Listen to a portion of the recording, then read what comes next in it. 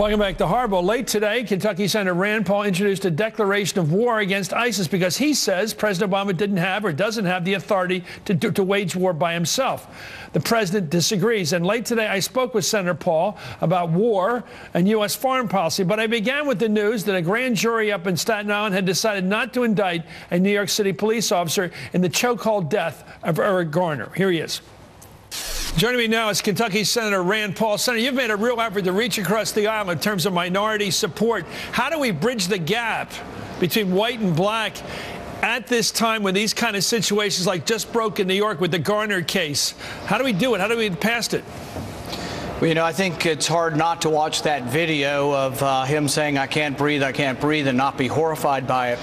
But I think there's something bigger than just the individual circumstances. Obviously, the individual circumstances are important, but I think it's also important to know that some politician put a tax of $5.85 on a pack of cigarettes. So they've driven cigarettes underground by making them so expensive. But then some politician also had to direct the police to say, hey, we want you arresting people for selling a loose cigarette. And for someone to die over, breaking that law, there really is no excuse for it. But I do blame the politicians. We put our police in a difficult situation with bad laws. Let me ask you about the large question of our life, which is peace and war. We've had a policy, it seems, for a long time now of going into countries in the Middle East, whether it's Saddam Hussein, we've had 2 wars with Iraq. We had something to do with bringing down Mubarak, something to do with bringing down Gaddafi, something to do even now with bringing down Bashar Assad. Where are you on all that? And how are you different than the people on the left and people like me who think that's all been a mistake? Well, we might have some area of agreement here. I think one of the true things that you can say about the Middle East is every time we've toppled a secular dictator, chaos has ensued, and really radical Islam has risen, and we are more at danger. America has more danger from these regions after we've toppled secular dictators. And that includes Republican wars, such as the Iraq War, but it also includes Hillary's war in Libya. So really, I think we need to think before we act. And the other thing we need to do is we need to obey the Constitution, which says you don't go to war without the authority of Congress. You know, the people who are most stridently in support of Israel, and I understand their goal, but I'm talking about people on the very hard, hawkish right. They're always for these wars. And my question to them is, haven't you followed the creation of the Jewish community, the Jewish homeland, and the Jewish state of Israel? It's been founded on cutting deals with the governments around you. It's never been reaching agreement with the street. Why did they ever think this freedom agenda over there, this overtoppling all these governments, was ever going to make Israel more secure? What were they thinking? I think the point is they weren't really thinking about this, and the unintended consequences have always been somewhat the same here. And I told them a year ago when they wanted to bomb Syria, I said, the unintended consequences of this is that we will be back a year later, maybe fighting against our own weapons. I said, if you supply weapons to those Syrian rebels, that we may well be back there having to fight against our own weapons. And it's absolutely true now. We will, if we have to go back in there, we will be fighting against our own weapons. Back in the 60s, when I was on college campuses, I was at Holy Cross, Wayne Morse came by to give a speech at Clark University.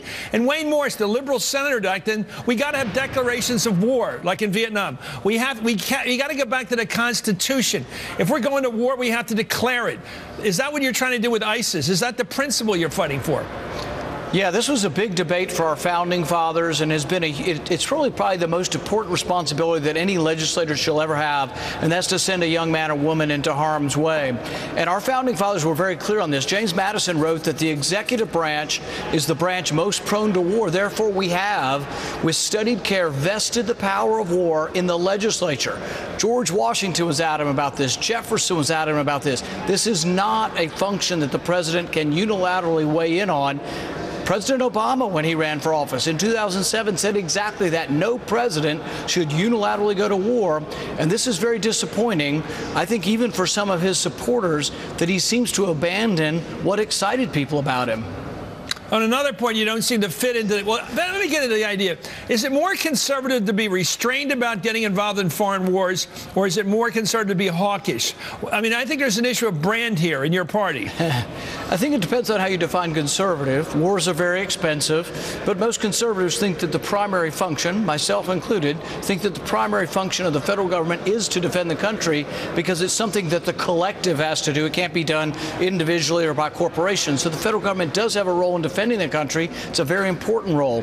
But I think also defense is different than offense. And so the people who want to be involved in wars all across the globe, and, you know, some of the people who wanted to be involved in Libya this time, a year before, the exact same people in Washington wanted to support Gaddafi. They were there. Remember, WikiLeaks released documents saying that 3 senators were over there and they wanted to give weapons to Gaddafi. Then a year later, they wanted to give weapons to the rebels. So they've been on both sides of all these wars, and I think really have not fully thought through the unintended consequences of always being involved everywhere. Of course, Hillary Clinton is the person you're talking about there on the Democratic side, and John Kerry and a lot of others. Joe Biden all supported the war in Iraq. And my question, I'm going to run through all of them. Did the United States have a vital interest in going to war with Iraq the first time? Did we have a vital interest the second time? Did we have a vital interest in helping to topple Egypt's government of Mubarak, the military government? Did we have a vital interest in going to war against Libya? Do we have a vital interest today in going against Gaddafi? I mean, against Bashar Assad? Where does this expansion notion that every time somebody that we don't like a little bit, or Israel doesn't like a little bit, we got to go to war with them? Where's that come from? And it's in your party more than the Democratic Party, although it's in both, that mentality. Not that we're pointing fingers, Chris, but... Okay, but no. Is it true what I said? Is your party more hawkish than the Democrats? Isn't it? Here, I think what is true is that you look at each one of these situations, the first check and balance is that you don't let a president do it unilaterally. It has to be debated and discussed in Congress. That's your first check and balance. Then you have to discuss the facts. And I think in almost every instance that you mentioned, Saddam Hussein, there's less stability with Hussein gone. Hussein was actually a check and balance against Iran, and there was some stability by pitting one against another or letting them check and balance each other. Gaddafi being gone, it's more dangerous there. Our ambassador was assassinated. The embassy has fled into Tunisia. In Egypt, I think we were worse off for a while and still, in many ways, are not a lot better than we were before. Syria, I tell people this over and over again. I can't find anybody to dispute this on a factual ground. Had we bombed Assad a year ago, ISIS would be in Damascus, and ISIS would be 10 times stronger than they are now had we bombed Assad. Doesn't make Assad a great guy, but Assad is somewhat a counterbalance against ISIS. I'm remarkably in agreement with you, Senator, so much. That's scary a bit. Anyway, let me ask you this about where you are also going in your own direction, given your party's position. I think you're out there with Senator Gillibrand of New York fighting for an outside check on sexual abuse of military women. Explain. You know, I think nothing motivates me more than trying to make sure that the law defends the defenseless and defends those who are minorities, not just color of the skin, but could be gender, but also could be a minority because of your ideology, the shade of your ideology. So when I hear about people being violently abused and that they have to report this to their commander, to me, it's kind of like you work for a corporation and you'd have to report being abused to your boss, who may well be a drinking buddy with someone who abused you.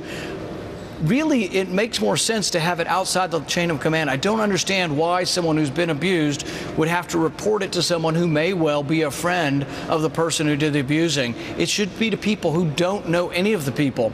The other thing is that accusations can work both ways. If it's a false accusation, do you want people who are impartial and don't know either side to make a judgment, and someone who's trained in family law and trained in disputes like this? Or do you want someone who says, I'm the colonel and I have to make a decision, and I don't know how to make this decision and be impartial? I think most colonels would say, I'd rather not be involved in this. I'd rather let someone in family court deal with this, because there are accusations on both sides, and it's difficult to get through to find justice. But I know it's not fair the way it is, and I meet women. I met a woman last week, and she gave me her picture, and it was her in fatigues and her with her weapon. She said she loved the military, and she said, when you see Senator Gillibrand, and it chokes me up just thinking about it, she says, when you see Senator Gillibrand, give her this picture to show her that I'm proud of both me and her for leading the effort on this. Senator Rand Paul, thank you so much for your time tonight. Thanks, Chris.